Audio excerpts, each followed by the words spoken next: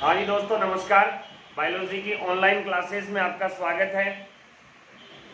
मैं मुकेश महिला आपका मेरे चैनल बायोलॉजी बाय मुकेश महिला के ऊपर आपका स्वागत करता हूँ।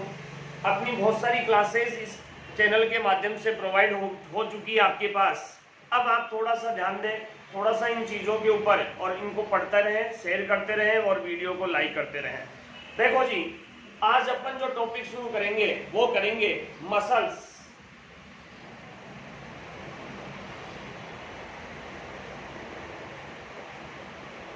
मसल्स, पेशियां, मसल्स या पेशियां, मसल्स बोल दो या इसको पेशियां, या जो कॉमन वे में अपन कहते हैं ना मांसपेशियां।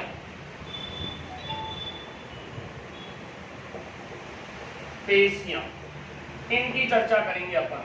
देखो थोड़ा सा ध्यान दो, एक बेसिक चीज मैं यहां आपको समझा दूं। अपने शरीर के अंदर क्या होता है, 4 प्रकार के ऊतक होते हैं। सबसे पहले बाहर एपिथेलियम, जिनको कहते हैं अपन उपकला ऊतक, ठीक है, जिनके द्वारा त्वचा का निर्माण होता है, यानी आपकी आउटर लेयर बनती है।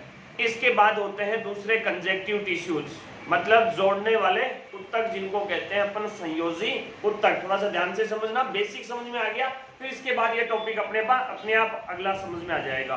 तो कौन सी है? संयोजी ऊतक, जोड़ने वाले। अब जोड़ने वालों में देखो बोन्स भी होती है, कार्टिलेज भी होती है, ठीक है। और फिर तीसरे ऊतक कौन से होते हैं? पेशीय ऊतक। और पेशीय ऊतक के अंदर क्या आती है? मसल्स आती है, पेशियां।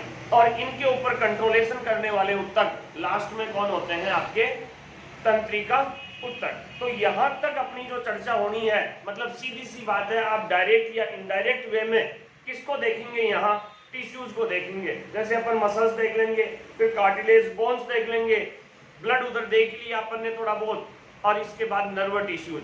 तो ये आपका आईसीआर के अंदर, बीएचयू के अंदर, या फिर नीट के अंदर, एफएसओ और जो भी मेडिकल की एग्जाम है उन सब के अंदर ये टॉपिक है, मसल्स या कार्टिलेज। तो थोड़ी सी चर्चा करते हैं अपन अब मसल्स या कार्टिलेज की। चर्चा क्या करनी है अपन को? देखो ये किसका भाग है? पेशीय ऊतकों का भाग, ठीक है। और ये संपूर्ण ऊतकीय भाग का कितना है? 40 से 45%। मतलब संपूर्ण भार का कितना होता है? 40 से 45%। इन पेशियों का अध्ययन, ध्यान रखो दोस्तों, बहुत इंपॉर्टेंट चीज, पेशियों का जो अध्ययन होता है, पेशियों का अध्ययन, उस अध्ययन को बोलते हैं अपन माइकोलॉजी। पेशियों का अध्ययन कहलाता है माइकोलॉजी या मायोलॉजी। मायोलॉजी याद रख लेना, मायोलॉजी, पेशीय अध्ययन को कहते हैं मायोलॉजी। अब इन पेशियों की कुछ विशेषताएं होती है। मसल्स क्या होती है? संकुचनशील, प्रत्यास्थ, शिथिलन और उत्तेजनशील। मतलब इनके अंदर खुद के अंदर इलास्टिसिटी होती है, प्रत्यास्थता जिसको कहते हैं, संकुचन, शिथिलन होता है, ये सारी चीजें इनके अंदर पाई जाती है। एक इंपॉर्टेंट चीज दोस्तों, मित्रों, बहुत अच्छी इंपॉर्टेंट चीज क्या है? वो है कि इनका जो निर्माण होता है, पेशीय ऊतकों का जो निर्माण हो रहा है, वो निर्माण होता है या उत्पत्ति जो होती है, उत्पत्ति ऑरिजिन ऑफ मसल्स किससे होती है? भ्रूणीय मीजोडर्म से। याद रखना, बहुत अच्छा क्वेश्चन है ये, है इजी, लेकिन इनका उत्पत्ति या इनका निर्माण या इनका जो विकास होता है, वो विकास किससे होता है?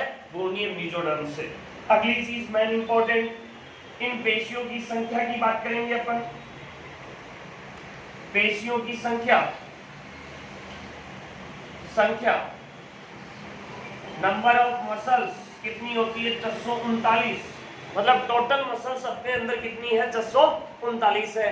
ठीक है, वीडियो को लाइक करते रहें, शेयर करते रहें इन चीजों को। और इनमें से रेखित पेशियां आ सकता है, कई बार एग्जाम में आ जाता है। रेखित जो पेशियां होती है वो ऑल ओवर अपने शरीर के अंदर होती है लगभग 400, मतलब 639 में से 639 में से 400 की कौन सी होती है? रेखित। अभी चर्चा करेंगे इनकी प्रकारों की, तब ये रेखित और अरेखित आ जाएगी समझ में। आगे देखो, कुछ मेन इंपॉर्टेंट चीजें इनकी देखनी है, कुछ फैक्ट वाली चीजें देखनी है। सबसे मजबूत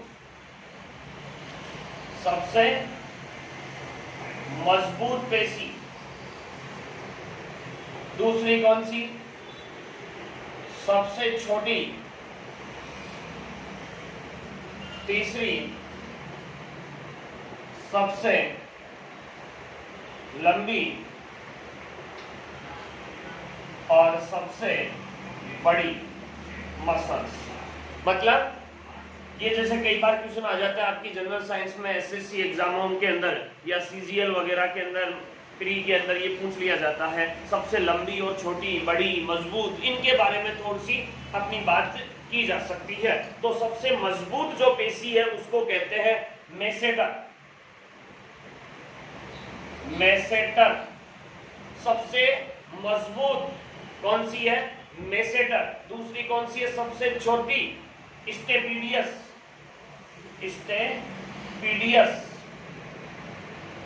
स्टेपीडियस। और सबसे लंबी अपनी है सार्टोरियस।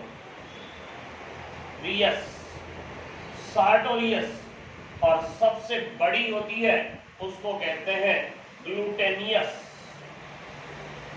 तो ये फैक्ट वाली 4 चीजें आपके सामने मैंने रखी। कौन कौन सी रखी थी दोस्तों? सबसे मजबूत मेसेटर, सबसे मजबूत मेसेटर होती है आपके जबड़ों में। ये कहां मानी जाती है? जबड़ों में, ठीक है। दूसरी मैंने कौन सी बताई? सबसे छोटी होती है आपके ईयर में, कान में, स्टेपीडियस जिसको कहते हैं। सबसे लंबी कौन शरीर में? फीमर होती है, तो ये फीमर में होगी, फीमर में, ठीक है। इसके बाद ग्लूटेनियस सबसे बड़ी, और बड़ी हिप्स के बीच पीछे एक जॉइंट होता है जिसको कहते हैं प्यूबिक सिम्फाइसिस जोड़। तो ये कहां हुई? हिप में हुई, कुल्ले में हुई। ये आपके पास कितनी पेशियां हैं? छोटी, बड़ी, मजबूत, कितनी? 4।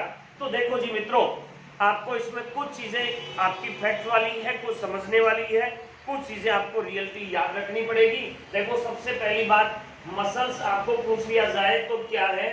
मनुष्य शरीर का वह उत्तकीय भाग जिसके अंदर संकुचनशीलता, उत्तेजनशीलता, प्रत्यास्थता और शिथिलन का गुण पाया जाता है, उनको क्या बोलते हैं? अपन मसल्स कहते हैं, पेशियां कहते हैं।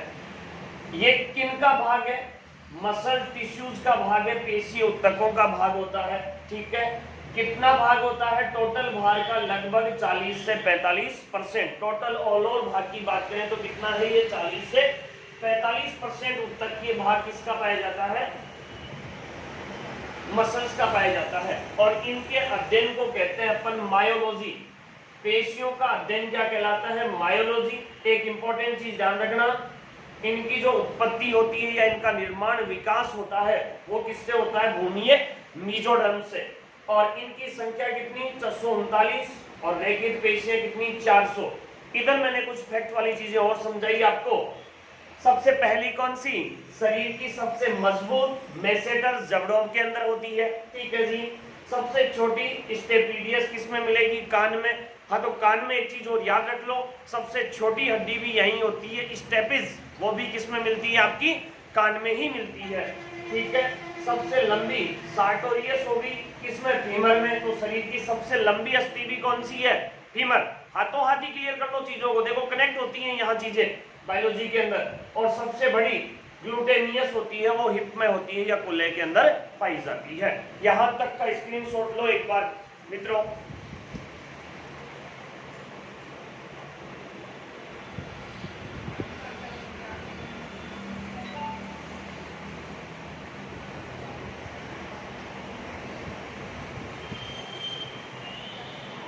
हाँ जी, तालियां।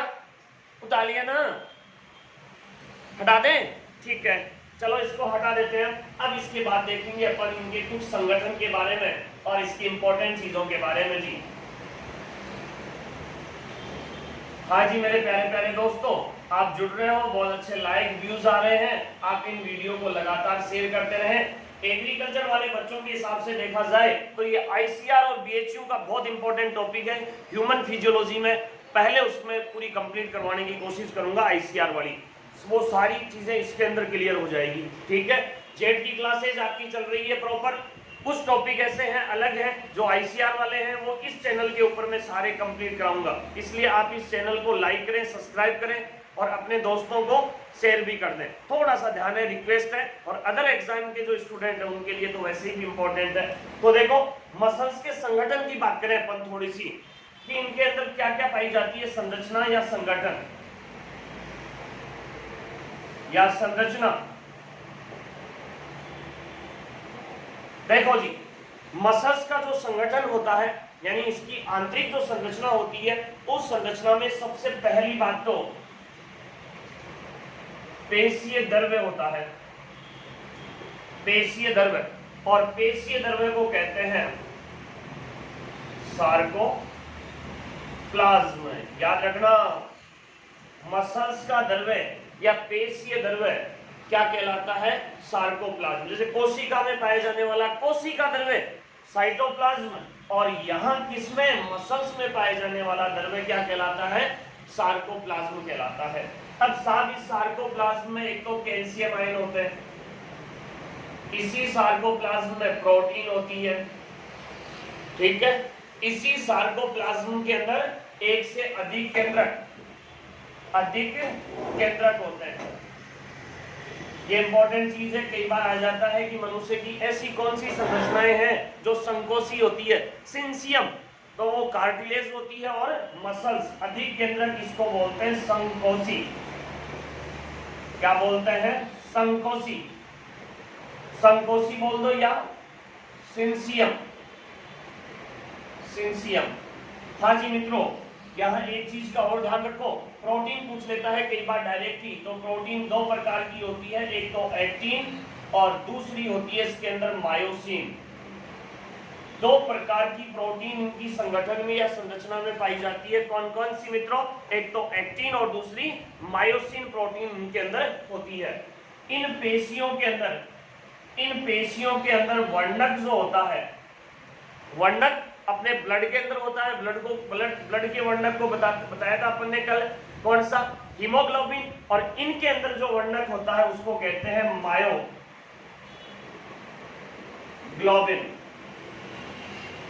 मायोग्लोबिन। अब एक चीज सुन लो, मायोग्लोबिन ऑक्सीजन फ्लो के लिए जिम्मेदार होता है, और मायोग्लोबिन की उपस्थिति में आपकी जो कौन सी पेशियां हैं वो लाल रंग की दिखाई देगी, और इसके अनुपस्थिति में उनको कौन सी बोलते हैं, श्वेत पेशियां। उनके अंदर किसी प्रकार का कोई वर्णक नहीं पाया जाता। याद रह जाएगी इतनी सारी चीजें। इसके बाद इन पेशियों के अंदर वो भी होता है माइटोकॉन्ड्रिया।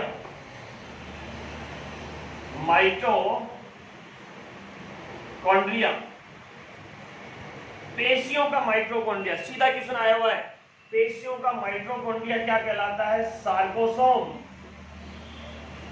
माइटोकॉन्ड्रिया क्या कहलाएगा, पेशियों का सार्कोसोम। पेशीय माइटोकॉन्ड्रिया को सार्कोसोम कहते हैं। अगली चीज, यदि पेशीय ईआर पूछ ले तो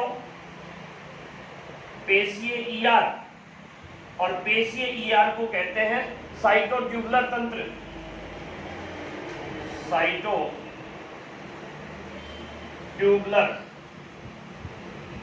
ट्यूबुलर तंत्र।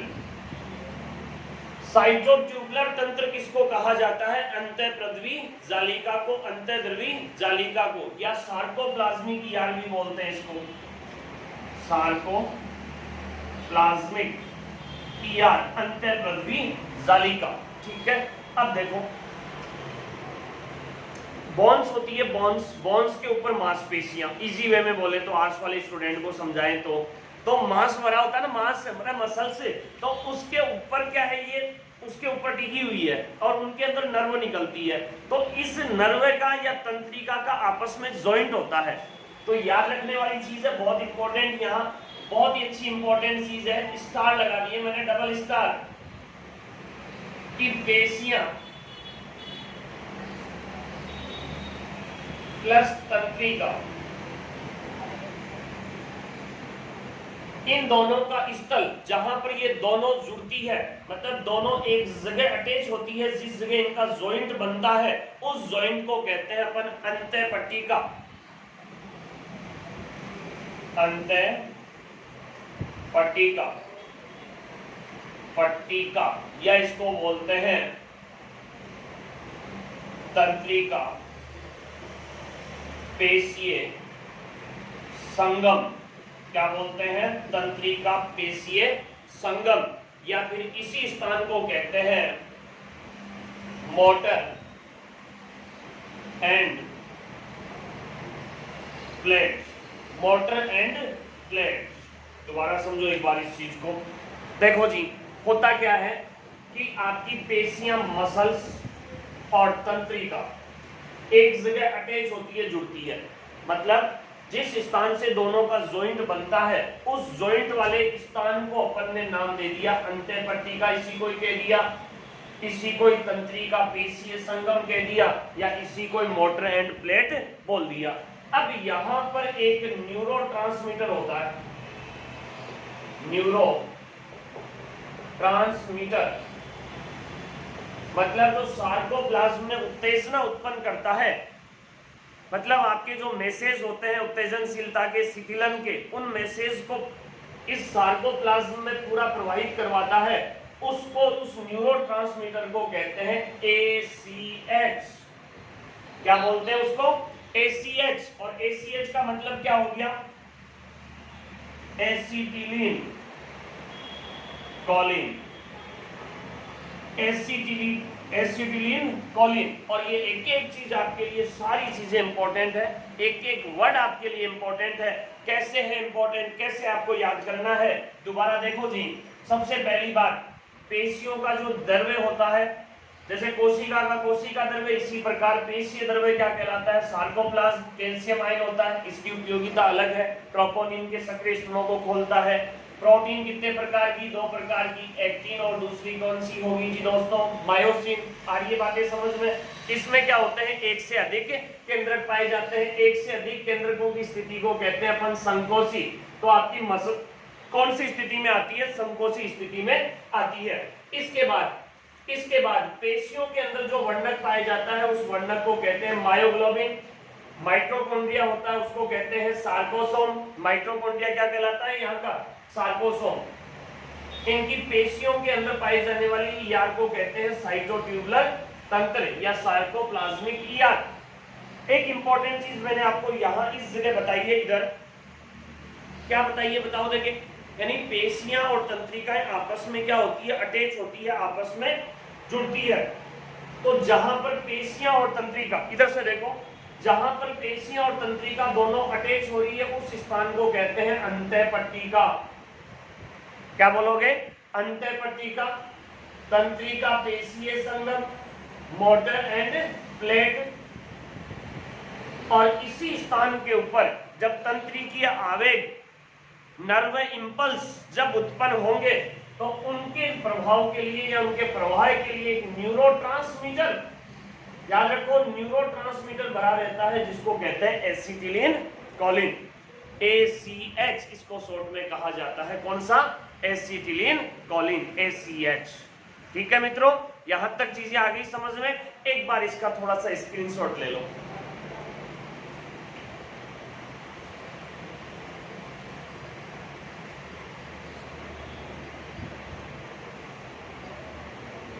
चलो जी, अब आगे चले, हटा दें इसको।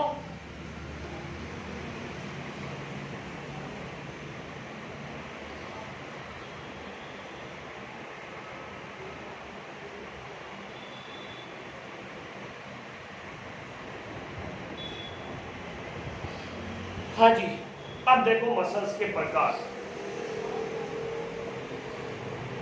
और प्रकार वाला क्वेश्चन तो नीट की और आपकी आरपीएससी की हर एक एग्जाम, आईसीआर वगैरह की एग्जाम के लिए बहुत इंपॉर्टेंट है। प्रकार कौन कौन सी? सबसे पहली कंकाली पेशियां, स्केलेटल मसल्स। दूसरी स्मूथ या चिकनी पेशियां, स्मूथ या चिकनी। और तीसरी हृदय पेशियां। हृदय पेशियों को कहते हैं कार्डियक मसल्स। ठीक है। अब इनकी क्वेश्चन आ जाता है कई बार कि निम्न से हृदय पेशियों के लिए कथन सही है, रेखित अनैच्छिक, अरेखित अनैच्छिक, या